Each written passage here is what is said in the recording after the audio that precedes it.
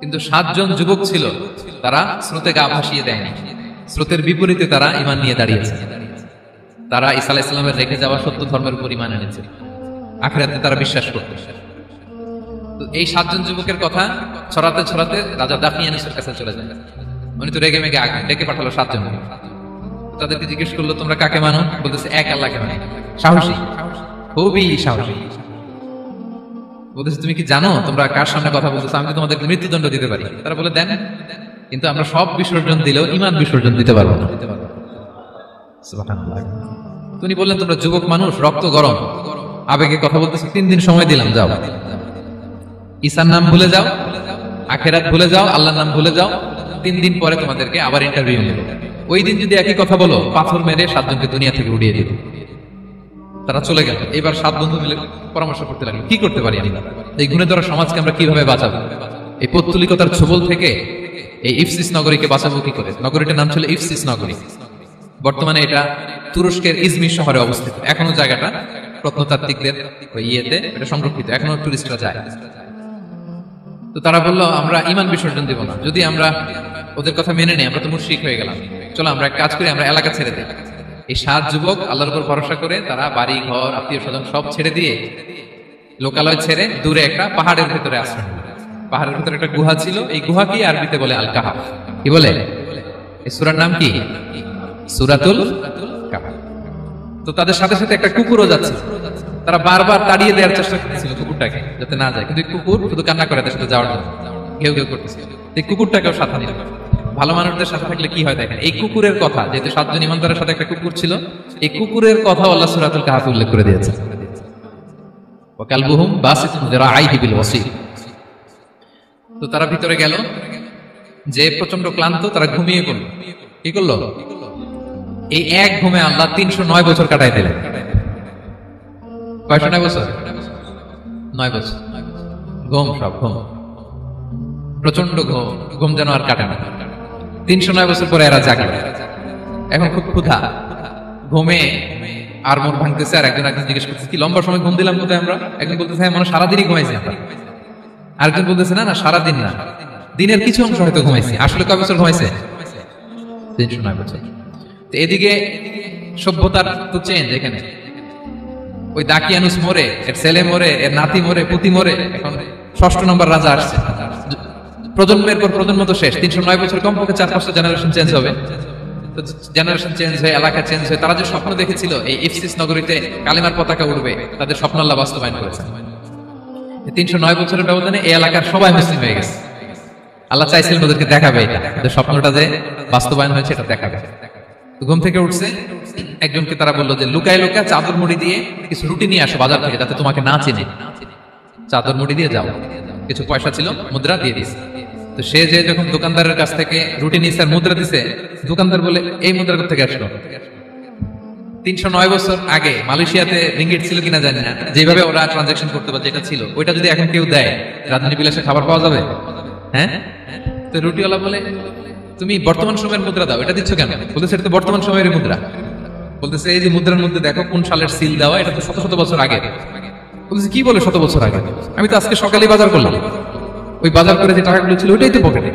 বলতেছে, বলে কি? নিশ্চয়ই তুমি গুপ্তধনের সন্ধান পেয়েছো, হিডেন ট্রেজার। বলো, মানে তার সাথে এদের কথাবার্তা কিছু মিলতেছে না। পরে তাকে ধরে ওই সময়কার রাজার কাছে নিয়ে গেছে। ওই রাজা আবার মুসলিম, সবাই মুসলিম তো হয়। সে যা বলে এরাও তো বিশ্বাস করে না, এরাও যা বলে এও বিশ্বাস করে না। আর এলাকায় বাড়ি ঘর আসবে কোথেকে? এর নাতি পুতি যা আছে 5-6 পুরুষ তো মরে সবাই কবরে। তখন তার কথা শুনে সবাই অবাক। তো এটা মিলানোর জন্য তারা 309 বছর আগের দাকিয়ানুস বাদশার সরকারি যে নথিপত্র, পুরাতন ছিঁড়া নথিপত্র তারা বের করে দেখে ঠিকই দাকিয়ানুস নামে এক বাদশা ছিল, আর অনেক শত শত বছর আগে মোস্ট ওয়ান্টেড 7 জন যুবক ছিল, যাদের ব্যাপারে এক্সিকিউশনের অর্ডার ছিল। এখন দেখে তারা অবাক। লম্বা ঘটনা আমি শর্ট করে বলতেছি। পরে সবাই মিলে তাকে সহ ওই গুহায় গেল। গুহায় যাওয়ার পরে সে বাকিদেরকে ডাকতে গুহার ভিতরে ঢুকলো। আল্লাহ তাআলা 7 জনকে ওইখানে মৃত্যু দিয়ে দিলেন। কালের জন্য এই 7 জন ঘুমায় পড়ল। আর এলাকাবাসী রাজা সহ এখানে তারা একটা মসজিদ নির্মাণ করলো। This is the story of আসহাবে কাহাফ। তো এলাকাবাসী যদিও মুসলিম হয়েছিল, কিন্তু আখিরাতের ব্যাপারে তাদের একটা সন্দেহ ছিল, যে আসলে মানুষ মরার পরে কি আবার জীবিত হবে? মৃত্যুবরণ করার পরে আবার মানুষ জীবিত হবে? তাদের মনের মধ্যে একটা সন্দেহ ছিল যে আসলে মারা গেলে মানুষ আবার উঠতে পারে। তাদের এই সন্দেহ দূর করার জন্য আল্লাহ তাআলা এই 7 জনকে 309 বছর ঘুম পাড়িয়ে আবার জীবিত করলেন। সুবহানাল্লাহ বিহামদিহি। তাহলে ঈমান কিভাবে বাঁচাতে হয় এটার প্রেরণা আমরা এই 7 যুবকের কাছ থেকে পাই। এখানে যেটা আমরা শিখি প্রিয় ভাইরা, 1 নম্বর লেসন হচ্ছে আমাদের গুড কোম্পানি লাগবে, রাইটাস পিপল, মানে আমাদের সার্কেলটা ভালো হইতে হবে। তাদের 7 জনের সার্কেলটা খুব ভালো ছিল, ফলে তারা বিপথে যায় না এবং তারা এমন শক্ত সিদ্ধান্ত নিয়েছে যে আল্লাহ তাআলা সেটাতে বরকত দিয়েছেন, গোটা সমাজকে আল্লাহ তাআলা চেঞ্জ করে দিয়েছেন। এটা হচ্ছে 1 নম্বর লেসন। আপনি ঈমান বাঁচাতে হলে আপনার সার্কেল ভালো লাগবে। খুঁজবেন যে এলাকায় যাবেন ওখানে নামাজি সার্কেল কারা আছে, ওখানে জ্ঞানী গুণী সার্কেল কারা আছে, ওখানে ভালো কাজ করতে চায়, একে অপরকে সহযোগিতা করে, কল্যাণের পথের যাত্রী কারা আছে খুঁজতে হবে আপনাকে। খুঁজে ওই সার্কেলে আপনি যুক্ত হবে, তাইলে ঈমান বাঁচানো যাবে। 2 নম্বর হচ্ছে conflict between believers and disbelievers is universal. সত্য মিথ্যার লড়াই এটা চিরন্তন, আজীবন থাকবে। এটা ওনাদেরও ছিল, এখনো আমাদের লড়াই করে যেতে হচ্ছে, আমাদের ভবিষ্যৎ প্রজন্মও করবে। এই লড়াইটা আমরা করে যেতে চাই। কি বলেন? হ্যাঁ, থামা যাবে না? আমরা থামতে আসিনি, আমরা এই লড়াইটা করে যাব, আমরা সত্যের কথা বলেই যাব ইনশাআল্লাহ। বলেন ইনশাআল্লাহ। 3 নাম্বার হচ্ছে যে লেসনটা আমরা পাই, অনেকগুলো লেসন, আমি খুব প্রেসাইজলি বলতেছি। যুবকরা চাইলে একটা সমাজকে পাল্টে দিতে পারে। এই পৃথিবীতে যত বড় বড় বিপ্লব হয়েছে এগুলো যুবকরা এনেছে। তারা হচ্ছে সভ্যতা গড়ার কারিগর। আসহাবে কাহাফ আমাদের এই সময়ের নওজওয়ানদের জন্য প্রেরণা, তারা আমাদের জন্য প্রেরণার বাতিঘর। তারা যেমনি ঈমানকে রক্ষা করেছে, আমাদের যুবকরা চাইলেও তাদের ঈমানি চেতনাতে স্পিরিট দিয়ে সমাজটাকে পাল্টে দিতে পারে। কি বলেন? এখানে বেশিরভাগই তো যুবক। হ্যাঁ, গুড সার্কেলে থাকবেন তো আপনারা, আল্লাহ কবুল করুন। আচ্ছা, এবার 2 নাম্বার ছিল সম্পদের ফিতনা, কিভাবে বাঁচবেন। আসহাবে কাহাফের পরে সূরা কাহাফে আল্লাহ তাআলা একজন বাগানওয়ালার ঘটনা বলেছে। 2 জন বন্ধু, একজন একটু গরিব, সে বিশ্বাসী, আরেকজন ধনী, সে অবিশ্বাসী। তাকে আল্লাহ তাআলা বিশাল বড় খেজুরের বাগান আর আঙ্গুরের বাগান দিয়েছেন, বিশাল অনেক বড় বিজনেস ম্যাগনেট। তো এই সম্পদের অহংকার সে করত। সে প্রায় তার গরিব বন্ধুকে বলতো যে তোর চেয়ে আমার সম্পদও বেশি, সন্তানও বেশি, জনবল বেশি, লোকবল বেশি, অর্থবল বেশি, সব বেশি। অহংকারে তার পা মাটিতে পড়তো না। আর সে আখিরাতে অবিশ্বাস করত এবং সে বলতো যে এই সম্পদ আমারে বাঁচাবে, চিরকাল আমাকে স্মরণীয় করে রাখবে, এই সম্পদ কোনোদিন যাবে না।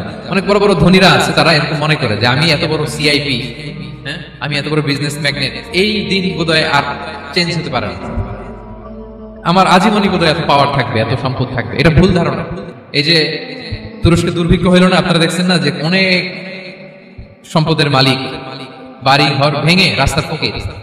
এখন ওই যে ডিফিউজিদের জন্য যে খাবার আসছে ওখানে লাইনে দাঁড়াইছে, কারণ এখন লাইনে না দাঁড়ালে খাবারও তো মিলবে না। 1000 কোটি টাকার মালিক ছিল, ভেঙে চুরে সব শেষ। এখন রিলিফের ইয়া নেওয়ার জন্য দুস্থদের কাতারে ওখানে দাঁড়াইছে, কারণ দাঁড়াইলে কিছু খাবার পাওয়া যাবে, কিছুই পাওয়া যাবে, তা নাহলে তো খাবারটাও মিলবে না। তো ধনীকে গরিব বানাতে আল্লাহর 1 সেকেন্ডও লাগে না। ওই বিশাল প্রাসাদ থেকে টেনে ভাঙ্গা থালা হাতে দিয়ে রাস্তায় নামাইতে আল্লাহর কয় সেকেন্ড লাগে বলেন তো? 1 সেকেন্ডও লাগে না। সো এই লেসনটা কিন্তু আমাদের নিতে হবে। এবং ওই ব্যক্তির নসিবে তাই ঘটেছিল। সে যখন অহংকার করতেছিল, আল্লাহ তাআলা আকাশ থেকে হুসবান একটা আগুন পাঠালেন।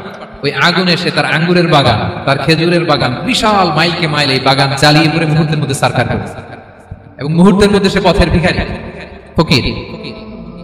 এই ঘটনাটা এনে আল্লাহ তাআলা সম্পদশালীদেরকে রিমাইন্ডার দিলেন যে এই সম্পদের ফিতনায় তোমরা পড়ে যেও না। আমরা সম্পদশালী হলে বাস্তবতা অনেক সময় ভুলে যাই। সূরাতুল হুমাযাতে আল্লাহ তাআলা বলেন ইয়াহসাবু আন্না মালাহু আখলাদা। সম্পদশালীরা মনে করে এই সম্পদ আমাকে চিরকাল বাঁচিয়ে রাখবে, চিরকাল বোধহয় এই সম্পদ আমার হাতে থাকবে। না, এটা হাতের ময়লা, আজ আছে কাল নাই। এটা হচ্ছে ম্যাটেরিয়ালিস্টিক আউটলুক, বস্তুবাদী চিন্তা থেকে এই আমাদের ধনী ভাইদের এই সমস্যাটা হয়। ভোগবাদী চিন্তার প্রভাব আর কি। সম্পদ যখন হাতে থাকে ধরাকে সরাজ্ঞান করে, মনে করে যে সবই আমার কন্ট্রোলে। না, আপনারে ওই গরিবের কাতারে আনতে, ওই রিলিফের সম্পদ নেওয়ার জন্য ওই লাইনে দাঁড় করাইতে আল্লাহর 1 সেকেন্ডও লাগে না। এটা খেয়াল রাখতে হবে। আমরা যখন প্রাইভেট কারে চড়ি মাঝে মাঝে অনেকে এসে হাত পাতে, এদেরকে ছোট করা যাবে না। গল্পটা আল্লাহ ভিন্ন করতে আল্লাহর 1 সেকেন্ডও লাগে না। ওইদিকে আমি দাঁড়ায় হাত পাততাম আর উনি প্রাইভেট কারে বসে থাকতো। আল্লাহ চাইলে এরকম করতে পারতেন না? পারতেন।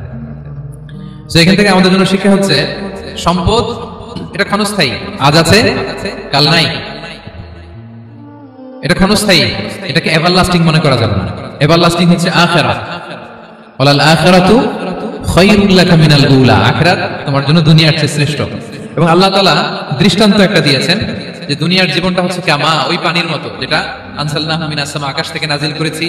ওই পানি ক্ষেতের মধ্যে পড়ে ফসল, ফুল ফসল হয়েছে, এরপরে যখন ফসল কাটা হয় ওই ক্ষেত খামার এগুলো তৃণলতা হয়ে যায়, ভুসির মতো হয়ে যায়, তখন বাতাসের ঝাপটায় একবার এদিকে যায় একবার ওদিকে যায়। অনেক লম্বা হুকুম, আমি সংক্ষেপে বললাম।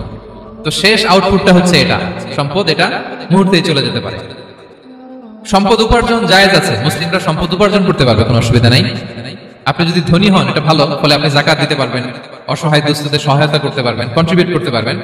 আপনি সম্পদ হাতের মুঠোয় নেবেন, কন্ট্রোল করবেন, কিন্তু এই দিকে স্থান দিবেন না, দ্যাটস ইট। তাহলেই হবে।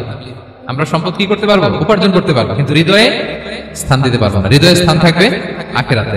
এই মাইন্ডসেট যদি আপনি গড়ে তোলেন, তাহলে সম্পদের ফিতনা আপনি কখনো করবেন না। এই পয়েন্টটা কি ক্লিয়ার সবার?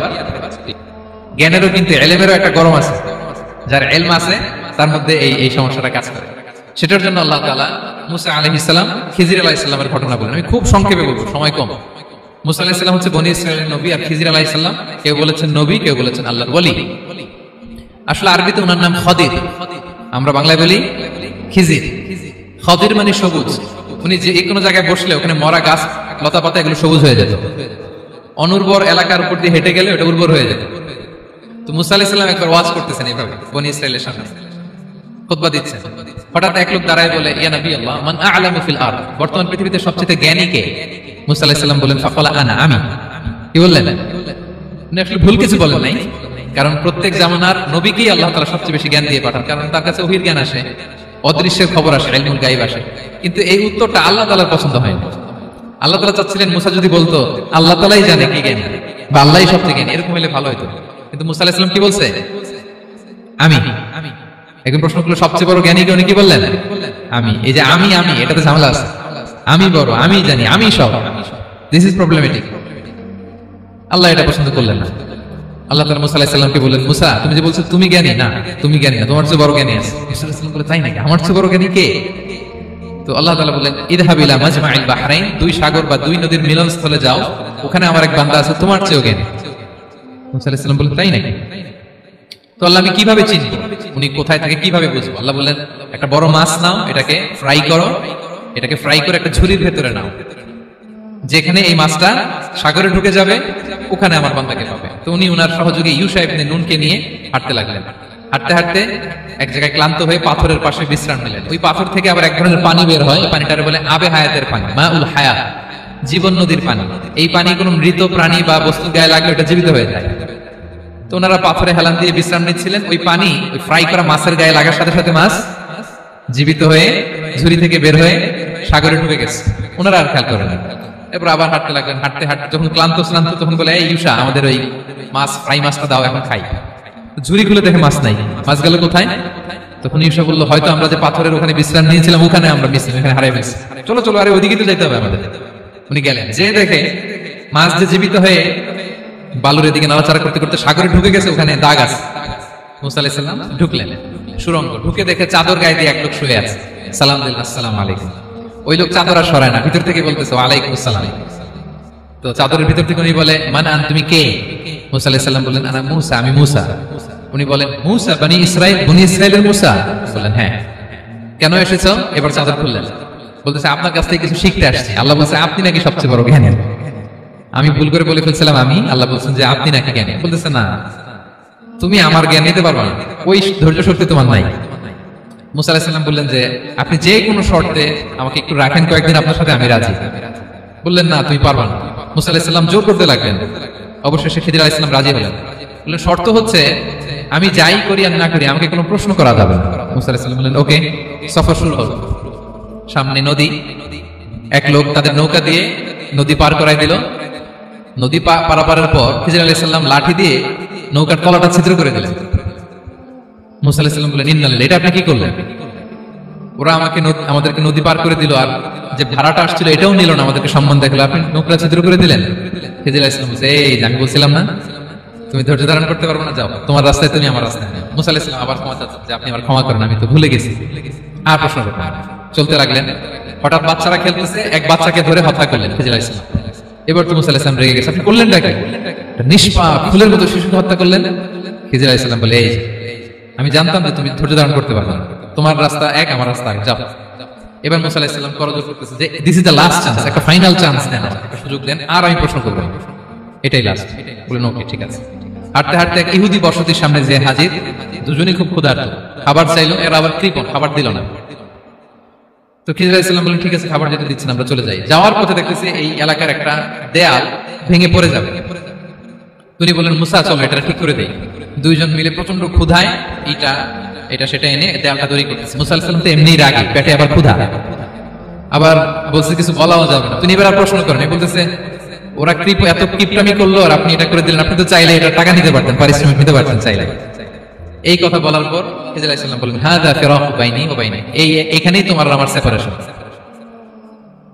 আর সামনে আগানো যাবে না, তোমার কোনো ধৈর্যই নাই। তো এতটুকু তোমাকে আমি বলি যে আমি একটাও আল্লাহর আদেশ ছাড়া করি নাই, আল্লাহর আদেশে আমি করেছি। কি এক নম্বর হচ্ছে ওই যে আমাদের ভাড়া নিতে চাইলো না, আমাদেরকে পার করে দিল, নৌকাটা ছিদ্র করেছি কারণ এই এলাকায় একজন জালিম বাদশা আছে, সে নৌকা পেলেই গরিব মাঝিদের নৌকা সিজ করে নিয়ে যায়। তো এটাকে যখন তলায় ছিদ্র করে দিছি, এই রাজার লোকেরা এসে দেখবে যে তলা ছিদ্র, পানি ঢুকতেছে, এটা নিবে না, ওরা পরে সামহাও এটা রিপেয়ার করে চালাতে পারবে। মুসা আলাইহিস সালাম বলে সুবহানাল্লাহ, তাই তো, এটা তো আমি বুঝতে পারি নাই। আর ওই ছোট শিশুটাকে হত্যা করছি, ও অনেক বড় জালিম হবে এলাকা, তার ফিতনায় এলাকাবাসী তটস্থ থাকবে, সে তার মা বাবাকেও জাহান্নামে নিবে। এজন্য আল্লাহ তাআলা আদেশ দিয়েছেন আমাকে, আল্লাহর আদেশে আমি তাকে হত্যা করেছি। মুসা আলাইহিস সালাম বললেন তাই তো, এটা তো অনেক ভালো কাজ করছেন। তাইলে তো বলতেছে তাহলে ওইটা বলে, খাবারও দিল না, এত কৃপণ, এদের দেয়াল কেন ঠিক করতে গেলেন আপনি? তখন তিনি বললেন যে আসলে এটা একটা ইয়াতিমদের ঘর ছিল, দুইটা ইয়াতিম শিশু, তাদের বাবা মা খুব ভালো ছিল, আর এই দেয়ালের নিচে আছে গুপ্তধন, এই দেয়ালটা পড়ে যাবে, এই গুপ্তধন তারা ছোট মানুষ নিতে পারবে না, এলাকাবাসী তাদেরকে বঞ্চিত করে নিয়ে যাবে। আমি দেয়াল গড়ে দিলাম যাতে করে তারা যখন প্রাপ্তবয়স্ক হয় নিজেদের সম্পদ নিজেরা বুঝে নিতে পারে। সুবহানাল্লাহ ওয়া বিহামদিহি। মুসা আলাইহিস সালাম বলে তাই তো, এগুলো তো আমি বুঝতে পারি নাই। তো এই ছিল খুব সংক্ষিপ্ত পরিসরে মুসা আলাইহিস সালাম খিজির আলাইহিস সালামের ঘটনা। তো রাসূল সাল্লাল্লাহু আলাইহি ওয়াসাল্লাম বুখারীতে একটা চমৎকার কথা বলেছেন, তিনি বলেছিলেন ওয়াদিদনা আন্না মুসা সাবার হাত্তা ইয়াকাসা আলাইনা মিন আমরিহি। রাসূল সাল্লাল্লাহু আলাইহি ওয়াসাল্লাম বলেছিলেন ইস, আমার ভাই মুসা যদি আরেকটু ধৈর্য ধরতো তাহলে আরো কিছু অজানা তথ্য আমরা জানতে পারতাম। এখান থেকে, এই ঘটনা থেকে আমরা কি শিখলাম? প্রথম যেটা আমরা শিখলাম, জ্ঞান নিয়ে বড়াই করতে হবে, ঠিক কি না? জানার কোনো শেষ নেই, জাননেওয়ালার উপরও জাননেওয়ালা আছে, জ্ঞানীর উপরও জ্ঞানী আছে। আপনি কিছু জেনেই মনে করবেন না আমি সব জানি, আপনার চাইতে বেশি জ্ঞানী অনেকে আছে। অনেক সময় বক্তার চাইতে শ্রোতারা অনেক জ্ঞানী, হয়তো এখানে এমন অনেক জ্ঞানী লোক আছে যার ধারে কাছেও আমরা কেউ নেই, হতে পারে।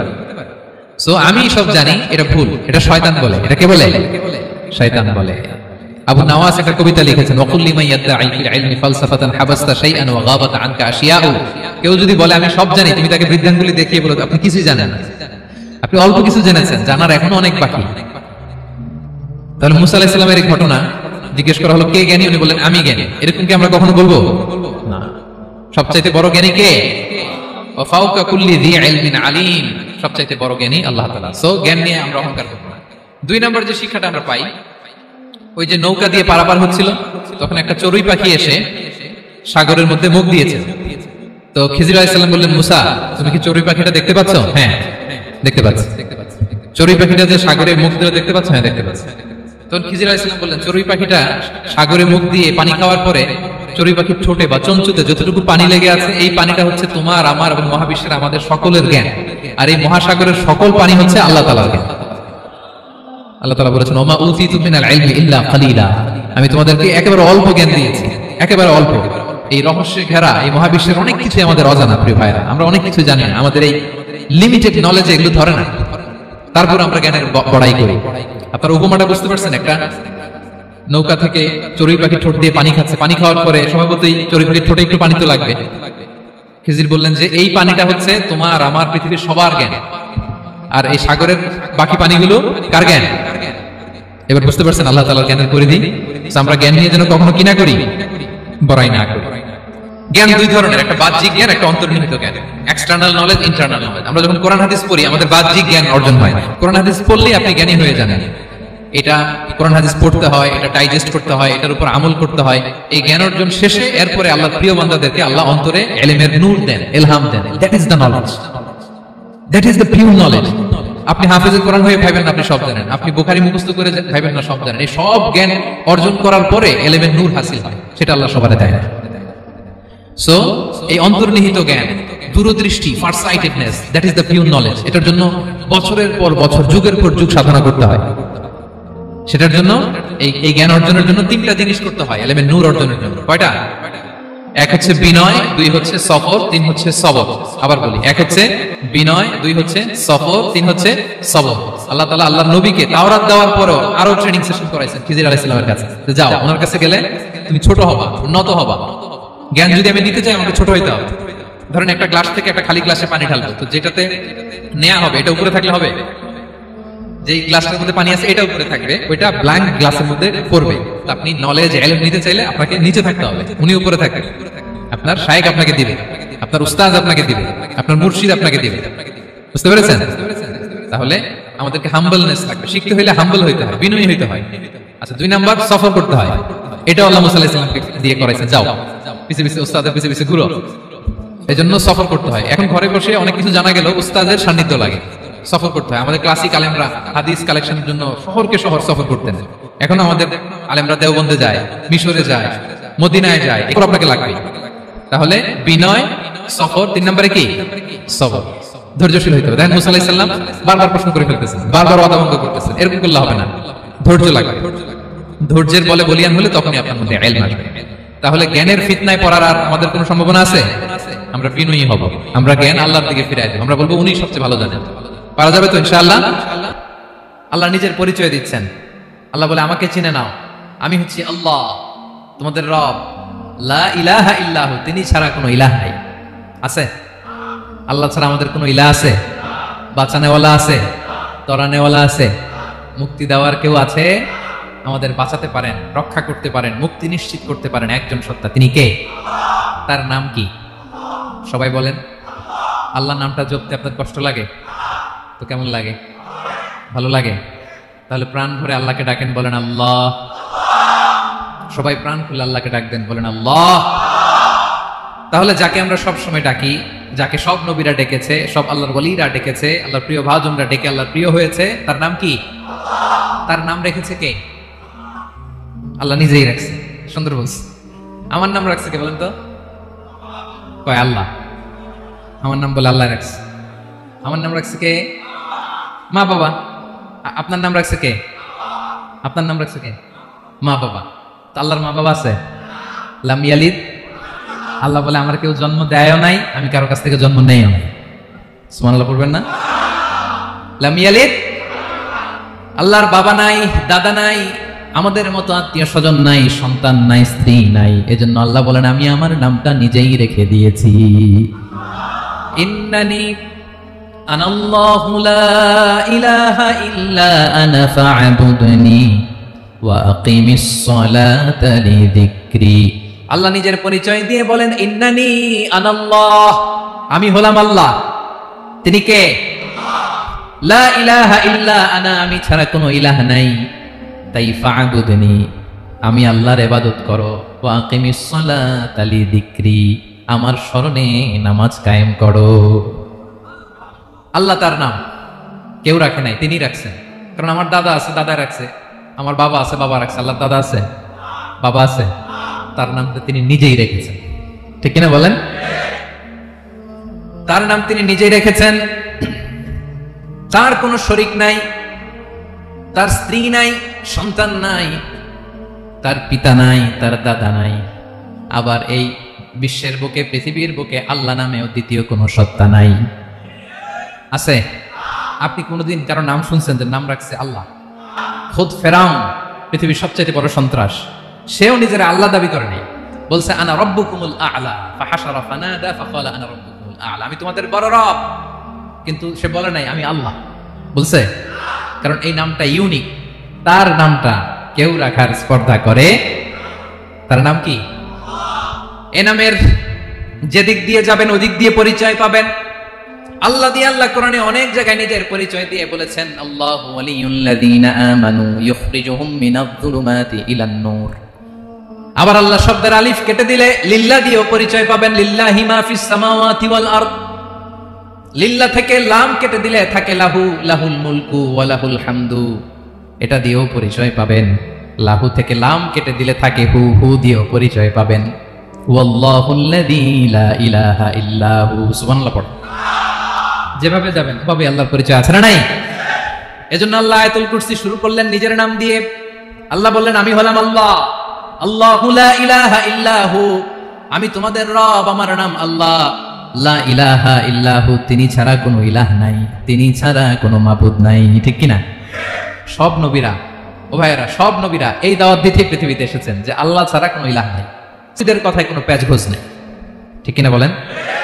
একেবারে সিম্পল, ভেজাল নাই, গোজামিল নাই, নবীদের কথায় কোনো প্যাচ গোছ নাই। সব নবীরা একই দাওয়াত দিয়েছেন, ইয়া কওমি ইবুদুল্লাহা মা লাকুম মিন ইলাহিন গায়রু, ইয়া কওমি ইবুদুল্লাহ, ও আমার কওমের লোকেরা আল্লাহর ইবাদত করো, মা লাকুম মিন ইলাহিন গায়রুহু, তিনি ছাড়া তোমাদের কোনো ইলাহ নাই।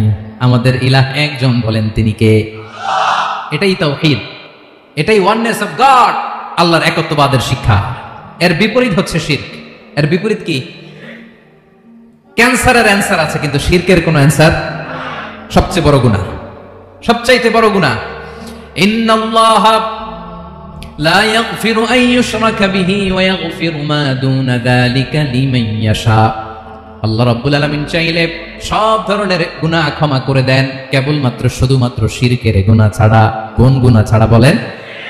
তাহলে শিরকের সাথে আমাদের কোনো সম্পর্ক।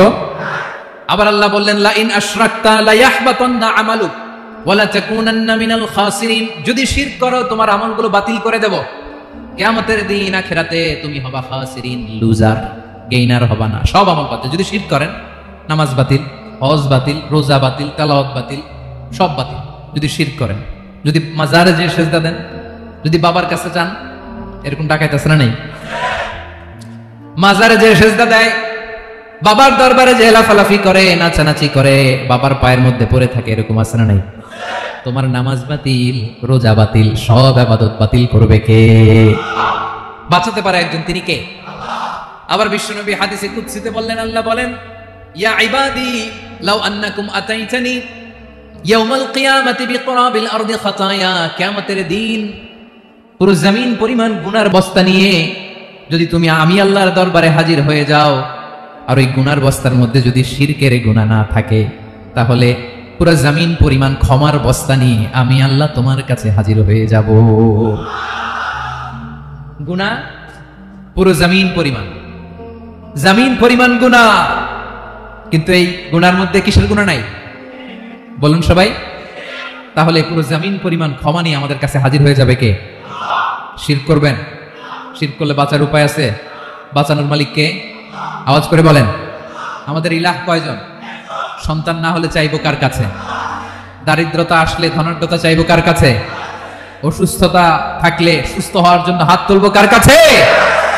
দিস ইজ কল্ড তাওহীদ। আল্লাহ তাওহীদের কথা দিয়ে আয়াতুল কুরসি শুরু করেছেন, নিজের পরিচয় দিয়েছেন, বলেছেন আল্লাহু লা ইলাহা ইল্লাহু। এক নাম্বার কথা ডান। মোট কথা কয়টা? মাশাআল্লাহ, মনে আছে তো দেখি। কয়টা? চলে গেল কয়টা? এক নাম্বার ডান। আল্লাহ বলে প্রথম কথা হলো আল্লাহু লা ইলাহা ইল্লাহু, আমার নাম হলো আল্লাহ। এটা আমার আসল নাম, জাতি নাম, তবে আমার সিফাতি নাম আছে আরো 99টা। কয়টা? قل ادعوا الله أو ادعوا الرحمن أيما تدعوا فله الأسماء الحسنى। আমি আল্লাহকে তুমি আল্লাহ বলে ডাকো কিংবা রহমান বলে ডাকো, তবে জেনে রেখো আমি আল্লাহর শুধু দুটোই নাম না, আমি আল্লাহর 99টা সুন্দর সুন্দর নাম আছে। বিষ্ণু বলেন, মান আহসাহা দাখালাল জান্নাহ। 99 নাম যে মুখস্থ করবে, এ নামের দাবি যে আদায় করবে, এ নাম অনুযায়ী যে কাজ করবে, জান্নাতে রব্বুল আলামিন তার জন্য এন্ট্রি নির্ধারণ করে দেবে। আল্লাহর এই সুন্দর নামগুলো ধরে ডাকবেন। আমার ভাইরা দোয়ার সময় বলবেন, ইয়া রহমান, ইয়া রহিম, ইয়া জব্বার, ইয়া কাহ্হার, ইয়া সত্তার। পারবেন না? এই নামগুলো ধরে ডাকলে আল্লাহ দোয়া কবুল করে। আলহামদুলিল্লাহ পড়েন। তাহলে প্রথম কথা শেষ, আল্লাহু লা ইলাহা ইল্লাহু। আল্লাহ বললেন আয়াতুল কুরসির প্রথম কথা হলো আমি হলাম আল্লাহ, আমি ছাড়া কোনো ইলাহ নাই। আছে? আওয়াজ করে বলেন। শেষ। 2 নম্বর কথা হলো আমি হলাম আল হাইয়ুল কাইয়ুম, শাশ্বত চিরঞ্জীব। আমি মহাবিশ্বের সকল সৃষ্টির ধারক বাহক। আল হাইয়ুল কাইয়ুম পড়েন, আল হাইয়ুল কাইয়ুম, আল হাইয়ুল কাইয়ুম। আমি হচ্ছি শাশ্বত চিরঞ্জীব। 2 নম্বর কথা, আল হাইয়ু, মানে যে কোনোদিন মরে না। আপনিও তো মরবেন না, তাই না? হ্যাঁ, মরবেন। আপনার দাদা, বাবা, আমিও, আমার ছেলেও, নাতিও, পুতিও, সুতিও সব মরে যাবে। মরবে না একজন, তিনি কে? আল হাইয়্যু মানে হচ্ছে এভার লিভিং, যে কোনোদিন মরবে। দাইমুল হায়াত, চিরঞ্জীব, শাশ্বত, কোনোদিন মরবে না। সুবহানাল্লাহ পড়েন। তিনি সূচনাহীন অতীত থেকে আছেন। আমার ভাইয়ের আমার দিকে তাকান। তিনি সূচনাহীন অতীত থেকে আছেন, তিনি শেষহীন সীমাহীন ভবিষ্যৎ পর্যন্ত থাকবেন। অনেকে বলে কবে থেকে? তিনি সূচনাহীন অতীত থেকে, যে অতীতের সূচনা নাই। তিনি কবে পর্যন্ত থাকবেন? সীমাহীন শেষহীন ভবিষ্যৎ পর্যন্ত থাকবেন। তিনি হচ্ছেন আল হাই। এ দুনিয়ার সব মরে যাবে, সব মরে যাবে, মরবে না শুধু একজন সত্তা। তিনি কে? আল্লাহ বলেন কুল্লু মান আলাইহা ফান ওয়া ইয়াবকা ওয়াজহু রাব্বিকা যুল জালালি ওয়াল ইকরাম। এই মহাবিশ্বে যা আছে সব ফান হয়ে যাবে, নিঃশেষ হয়ে যাবে, শেষ হয়ে যাবে, মৃত্যুবরণ করবে, একমাত্র কেবলমাত্র আল্লাহ রাব্বুল আলামিন ছাড়া। এজন্য তিনি হচ্ছেন আল হাই। আল হাই চিরঞ্জীব, চিরকাল তিনি বেঁচে থাকবেন। আমাদের মৃত্যুর জন্য আল্লাহ তাআলা আজরাইল মালাকুল মাউতকে নির্ধারণ করেছেন। মালাকুল মাউতের একদম মৃত্যু হবে।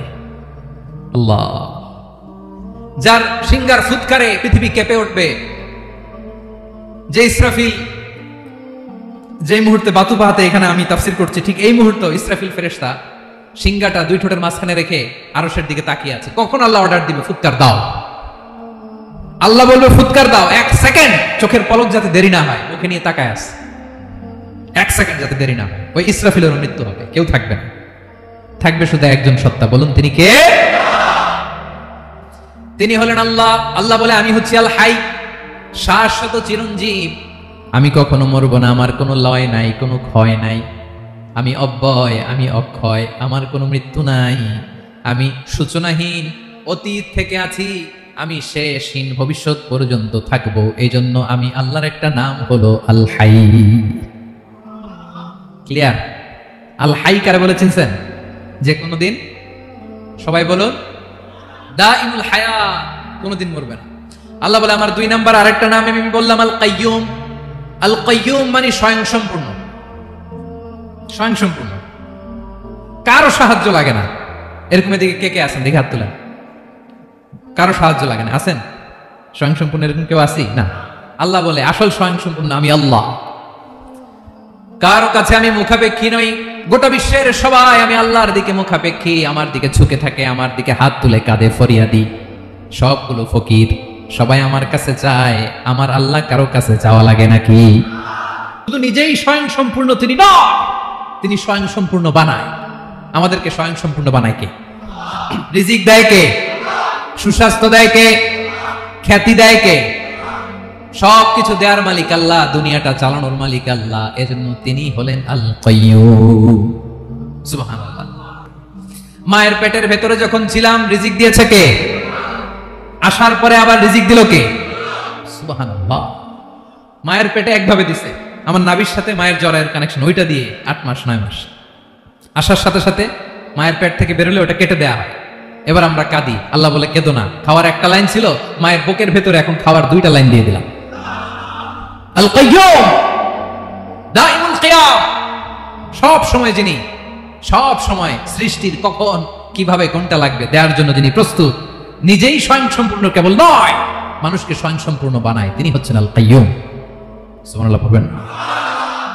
তাহলে 2 নাম্বার কথা হলো আল হাইয়ুল কাইয়্যুম। আল্লাহ হলেন আল হাই, চিরঞ্জীব, আজীবন তিনি বেঁচে থাকবেন, তার কোনো লয় নাই, ক্ষয় নাই। আবার তিনি আল কাইয়্যুম, স্বয়ং সম্পূর্ণ, গোটা বিশ্বের সব কিছু তিনি রক্ষণাবেক্ষণ করেন। ঠিক কিনা বলেন? বিষ্ণু বলেছেন এই আল হাইয়ুল কাইয়্যুম এটা হচ্ছে ইসমে আজম। এটা কি? যে ইসমে আজম দিয়ে দোয়া করলে আল্লাহ দোয়া কবুল করে, আল্লাহর কাছে কিছু চাইলে আল্লাহ দেয়। এক সাহাবী দোয়া করতেছে ইয়া হাইয়ু ইয়া কাইয়্যুম, বিষ্ণু নবী বলে এই সাহাবী তো ইসমে আজম দিয়ে দোয়া করতেছে, তাহলে দোয়ার সময় বলবেন ইয়া হাইয়ু ইয়া কাইয়্যুম। পারবেন? বলেন ইয়া হাইয়ু ইয়া কাইয়্যুম। আল্লাহর এই দুটো নাম ধরে ধরে আল্লাহরে ডাকবেন, তাইলে ওই দোয়া কবুল। পারা যাবে? বিশ্বনবী দোয়াতে বলতেন ইয়া হাইয়ু ইয়া কাইয়্যুম বিরহমাতিকা আস্তাগীথ আসলিহ লি শা'নি কুল্লাহু ওয়া লা তাকিলনি ইলা নাফসি তারফাতা আইন। ও হাইয়্যু ওয়া কাইয়্যুম, ও শাশ্বত চিরঞ্জীব আল্লাহ, আসলিহ লি শা'নি কুল্লাহ, আমার সব কিছুকে আপনি ফিক্স করে দেন, ঠিক করে দেন। এক পলকের জন্য, এক চোখের পলকের জন্য আমার কোনো কাজ আপনি আমার উপর ছেড়ে দিয়েন না, সব কাজ আমি আপনার কাছে সুপর্দ করে দিলাম। সুবহানাল্লাহ পড়ে। এবার আমাদের মাথায় প্রশ্ন জাগে, আল্লাহ তুমি চিরঞ্জীব, তুমি সবকিছু রক্ষণাবেক্ষণ করো, এত কাজ তুমি করো, এত কিছু তুমি দেখো, তোমার কি ক্লান্তি আসে না, তোমার কি ঘুম আসে না? আল্লাহ তখন বলেন, লা তাখুযুহু সিনাতু ওয়ালা নাওম, আমি আল্লাহর চোখে ঘুম নাই, ঘুমের আগে যে তন্দ্রা, সেই তন্দ্রাটাও আমি আল্লাহর নাই। নেভার স্লিপ নর স্লাম্বার ওভারটেকস হিম, আল্লাহর ঘুম নাই, ঘুমের আগে যে তন্দ্রা আসে ওইটাও নাই। একটা হচ্ছে গভীর ঘুম, এটার বলে নাও, আরেকটা হলো সিনা, বৈশা আছি গাড়িতে ঝিমাইতেছেন, এরকম হয় না? পুরা ঘুমটা এখনো আসে নাই, কিন্তু একটু ঝিমুনি ঝিমুনি ভাব। আল্লাহ বলে ঘুম তো আমি আল্লাহর নাই, ঘুমের আগে যে জিমানি আসে, জিমানিটাও নাই। আল্লাহ ডেকে বলে, গোলাম আমি আল্লাহ যদি ঘুমাই, আমি আল্লাহ যদি তোদের মতো ঝিমাই, ভোর রাতে তুই যখন ঘুমিয়ে থাকবি, তোর হার্ট হৃৎপিণ্ডটাকে সচল রাখবে কে? তোর যখন রিজিকের দরকার, তখন তোরে রিজিক দিবে কে? তোর দেহের মধ্যে রক্তের সঞ্চালন করবে কে? ঝর্ণা থেকে পানি নামাবে কে? আকাশ থেকে বৃষ্টি ঢালবে কে? আল্লাহ যদি ঘুমাইতো, সব ভেঙে খান খান হয়ে যেত। এখন আমাদের মতো আল্লাহ যদি ঘুমায়, আমার মাঝরাতে কিছু লাগবে, আমি যাবো কার কাছে? উনি তো ঘুমাইতেছি। কথা বলেন। আমার গভীর রাতে কিছু দরকার, তখনও আমার আল্লাহর দয়ার দরকার আছে না নাই? এজন্য আল্লাহ বলেন, লা তাখুযুহু সিনাতু ওয়ালা নাওম, আমি আল্লাহর চোখে ঘুম নাই, ঘুমের আগে যে তন্দ্রা আসে, তন্দ্রাটাও নাই। সুবহানাল্লাহ। যখন যেটা লাগে সব দেয়। আল্লাহু আকবার। কে দিবে?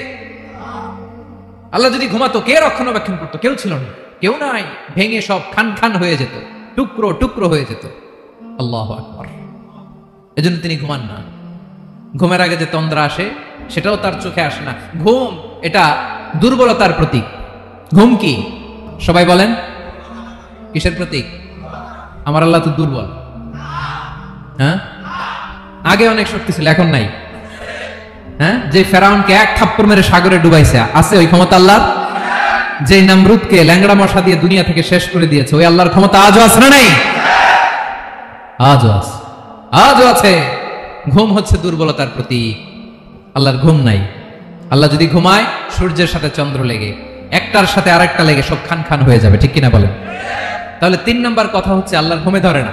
কি ধরে না? কিন্তু তন্দ্রা ধরে নাকি? জিমানি জিমানি আসে। ঘুম নাই, ঘুমের আগে যে তন্দ্রা আছে, তন্দ্রাও। এরপরে রব্বুল আলামিন বলেন, লাহু মা ফিস সামাওয়াতি ওয়া মা ফিল আরদ, আকাশে যা আছে, জমিনে যা আছে, সবকিছুর একক মালিকানা